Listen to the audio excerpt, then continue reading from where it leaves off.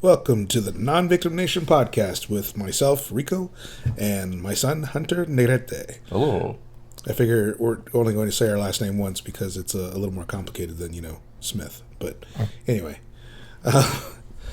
Today we kind of wanted to talk about the idea of, people writing their story, because that's something that we talk about, and it's even the way we sign off, that the story of your life is being written right now.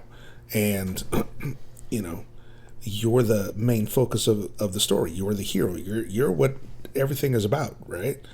And so ideally you want to be writing a good story that's worth being read. And so I guess I just wanted to emphasize that point because I'm really hoping that that's the thing, or at least that's one of the things that will resonate with people, and that's what they take away from this, as we're going through it. We just recently went to see Jordan Peterson in his. He's on tour for the latest book that he just wrote, and there was a comment that he made in there that stuck out to both Hunter and I. He was talking about, I guess, sort of the opposite of, you're the one writing your own story. It's like the idea that of somebody else writing your story. And the question that comes from that is, well, then, if I'm not writing my own story, then who the hell is? Which, to me at least, is kind of a terrifying thought, because then you don't have any control of anything that's going on. You're just in that sort of spectator role, and things are kind of happening, versus making decisions, making things happen, choosing where you want to go in life, whether it's for good or for ill. Like that's at least you have that control. So if somebody else is writing your story, then, well, that's, to me, a very not good thing. Yeah, and so when I think of that, the idea that, if you're not writing your own story, then obviously that means somebody else is. And another way to think of that is what you're saying at that's a point is that you're not in control of your life, that somebody else is in control. And how does that happen? To me, the only way that could really happen is that you, somewhere along the line, you just gave up, or you decided that it was easier to let somebody else make all the decisions. It was easier to not take the responsibility, or, whatever it is, And so rather than, being in control and knowing where you're going or what you want out of life, you're just kind of going with the flow, or basically letting somebody else do everything for you, And to kind of take it from, I guess, almost a standpoint of like negligence, it could even be that you sort of just stopped paying attention. So like I know that me with my job, it's really easy just to kind of get sucked into that routine of like, I'm going to work and I'm coming home and eat and fucking watch TV and then go to bed and then get up and go to work and then come home and just kind of staying in that sort of stagnant state. So just you're not really paying attention. You're not realizing that these things are happening around you, and that you do have the ability to make decisions, make changes. You have time. It reminds me of Ferris Bueller's Day Off. Yeah. When he was saying, I forget exactly how the line goes, but the life moves pretty fast. If you don't stop and look around once in a while, you could miss it. That's the exact line, actually. Yeah. So yeah, just the idea of like, I guess, yeah, if you don't stop to look around, if you don't take stock of your surroundings and everything that's going on, then shit's just happening, and you're not really putting any effort or energy into making any kind of changes or doing anything. Yeah. And I said that, the reason why that might be happening is because you just gave up and handed over control to somebody else. But that may not always necessarily be the thing. I mean, it may be because, like, you have overbearing parents who, are trying to run your life for you. And it isn't so much an issue of you gave them control, but you just don't quite know how to take it back from them. Or like Hunter was saying, it's really easy if you have a job that maybe isn't terrible or maybe even you enjoy, and you get really stuck in the rut or just the routine of you get up and you go to work and you come home and you collect your check and you pay your bills and you do whatever it is you do for fun, and you get so stuck in that cycle that you really do miss the idea that there's a lot of other things that could be going on, that you have so many other potential places you could go, things you could do, experiences you could be having. You start to lose sight of that because you're just on this track moving forward, right? So I know that sometimes when people get into that, especially when they feel like they don't have enough control over their lives, they feel like life is happening to them instead of happening for them. And to me, that's a terrible place to be stuck. Yeah, it's definitely the place that you don't want to be. It also makes me think of, I guess, the idea of being a non-victim demands a certain level of self-awareness. You do need to be able to kind of take a look around and understand everything that's going on and your role in everything that's going on.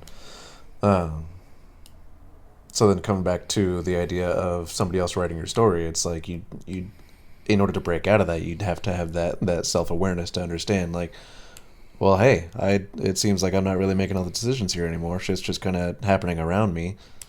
And so kind of coming to that realization, and then, once you do have that realization, once you do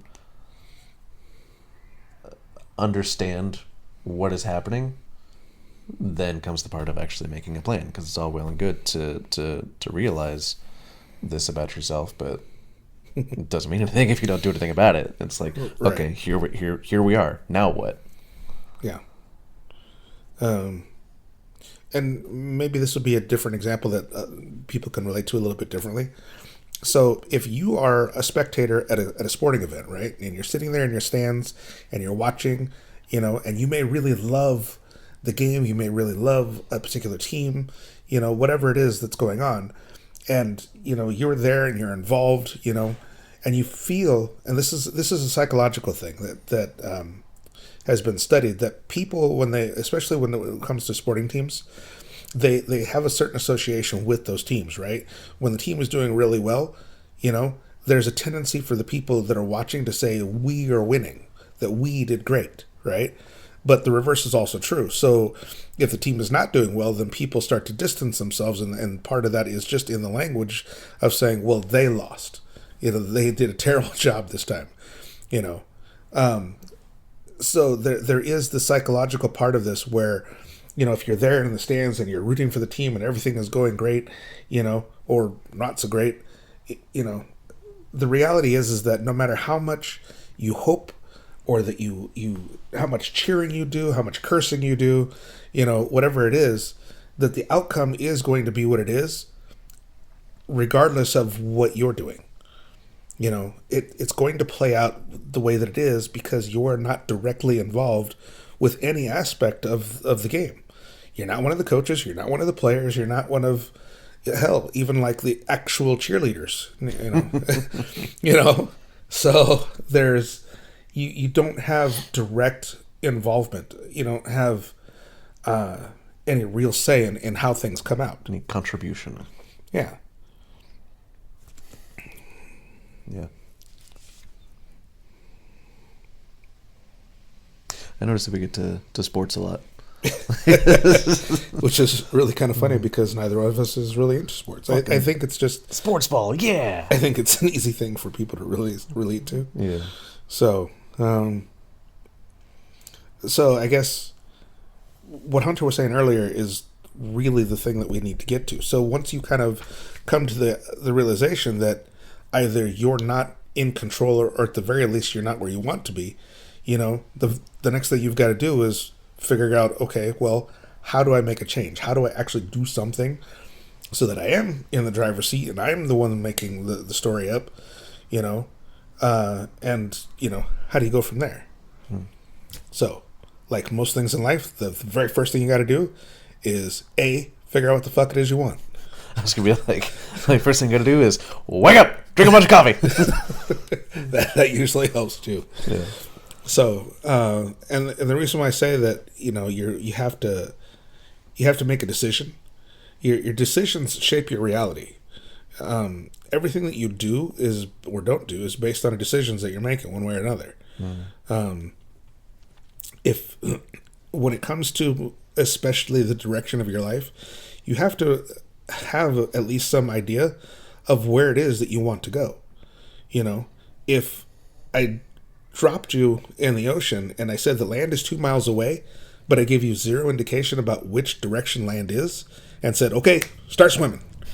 Okay. The likelihood of you actually finding it is pretty minimal. You can swim, for everything you're worth, and that doesn't necessarily mean you're going to get there, right? Yeah, like my first question would be, where?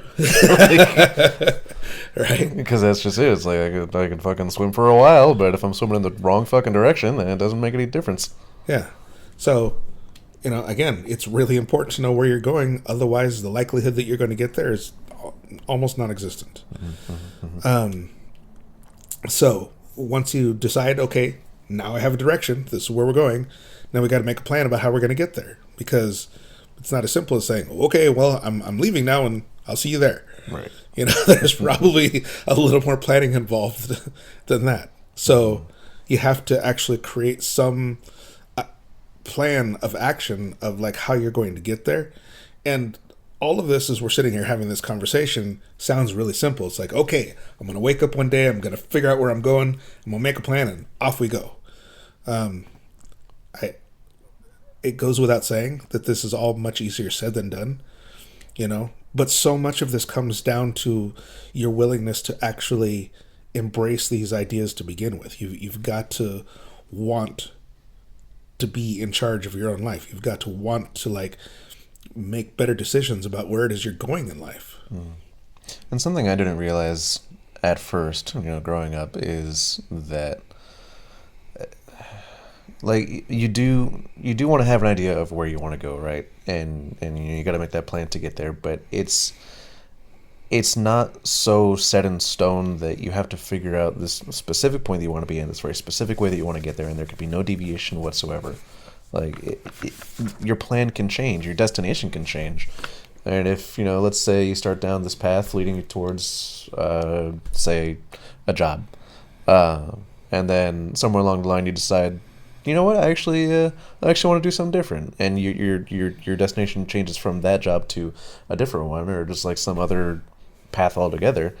That's totally fine. It's okay to kind of take that scenic route, to change, to evolve, to want different things, just as long as you are moving forward, moving towards something. Right. So I think that this is a thing that happens more and more now when it comes to kids that are getting ready to graduate from high school. There's this overwhelming sense of urgency that you have to decide what it is that you're going to do, for the rest of your life. Yeah, for the rest of your life. And realistically, most people change their careers at least 2 or 3 times in their lives, right? So while it's important to have an idea, say, well, this is what I want to be, or this is what I want to do, right?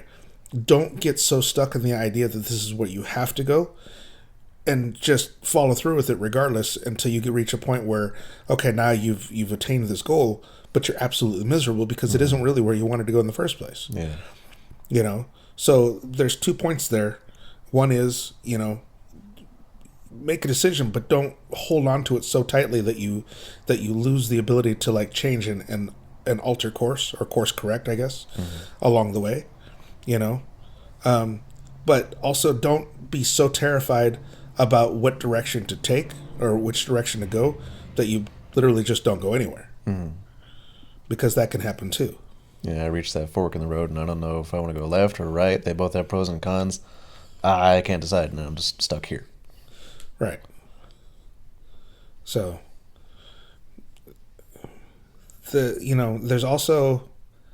nothing to say that you can't, like Hunter said, there's nothing to say that you can't change your mind about where you're going, right? But there's also another thing to keep in mind, and that is that the journey before destination. Mm. You know, you're going to get wherever it is you're going eventually, assuming that you have an actual plan and desire to get there, right? Okay, but the journey itself is important. You don't want to become so focused on your end goal that you lose everything else along the way, right? Because there's so much experience and so much that's going to happen along that journey that is going to be a very large part of your life and who you become, you know? You're going to make friends. You're going to learn things. You're going to go places. You're going to do stuff. That's all going to change you. Yeah. And don't be afraid to go sightseeing. You know, it's, you know, again, just like Hunter said, if you don't stop and look around once in a while, you could miss all of your life. You can miss so much. We get so wrapped up in all of our struggles to pay bills, to feel successful, to have relationships, to raise children, to all the things that we decide that need to get done in our lives, right? It's really important that you just stop and look around sometimes. Take a breath and remember that, like, this is your life, you know? Enjoy the journey. It's the only life you'll have. You get the same thing as everybody else. So that's kind of all I had for that. Yeah, I was just thinking back on the whole self-awareness thing, and looking around once in a while. It's like, yeah, just sit back and kind of look at everything around you, where you are, the people, the weather, the sounds, just the things you can touch in your immediate vicinity. Just think about stuff. Kind of zoom out, if you will. Yeah. Just to take a look at a wider area. Think about what's going on. So, and this is a little piece of dad advice I'm just going to throw in here. That is, these days, everybody is so involved with their phones, with social media, with, all of the things that are going on. And it's so easy to get caught up in all that and to be distracted by it. Just remember that, like, all of those things that were being shown in the mainstream media, the social media, all the advertisements and all the, the TikToks and whatever else, that is not reality. That is a distraction. And that's exactly what it's designed to be. Mm-hmm. It's there to distract you from the real life that you're living right now. Right? Don't allow that to keep you from really seeing what's going on and valuing the things that you have in your life. Now, mind you, it's okay to enjoy these things, but just remember, it's not real life. You have to actually live your life. Yeah. There was a movie called Ready Player One, and there's a quote at the end of it, or in the movie, like somebody says, do you remember this?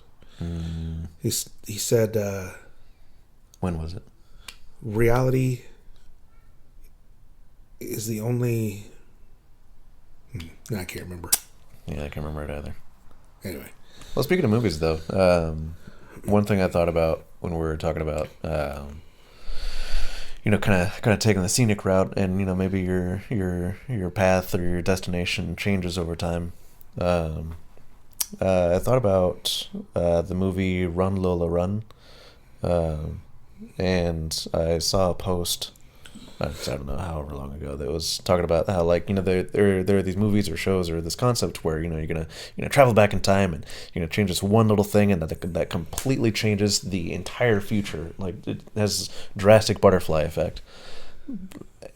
But seldom do people think that a small change that they can make like that right now could have that same effect. Like, you don't need to go into the past and then do whatever you're gonna do and then change the future. It's like that same thing that you could do right now in theory could have that same ripple effect. So whatever decisions you make here in the present can absolutely change the outcome of your future or the future of others. I don't know. Yeah. So, I guess just a quick summary. If you're not in control of your life, step up, take control, make sure that you're the one, making the decisions about what you do, where you go, and who you want to be. Don't let other people do those things for you. Don't let outside forces distract you and cloud your vision and keep you from doing and having all of the things that you want in life. And just like we always say, the story of your life is being written right now. And you are the hero.